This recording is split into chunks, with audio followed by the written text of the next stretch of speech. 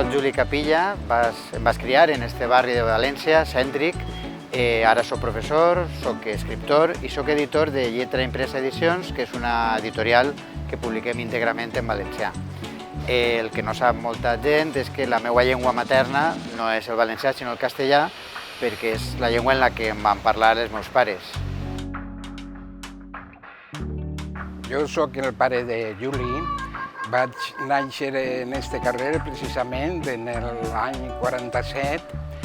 Els meus pares resulta que com prohibien la qüestió del valencià, mos parlaven a nosaltres en castellà i per això jo també parlava en castellà als fills.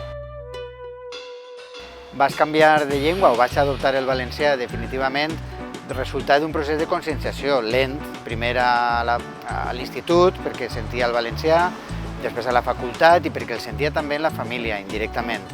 I després ja amb els meus fills, els meus 4 fills, els he parlat sempre en valencià. A poc, el meu fill i jo anarem recuperant el valencià i des d'aleshores jo visc en valencià. Com hauria d'haver sigut natural, ara vivim en valencià.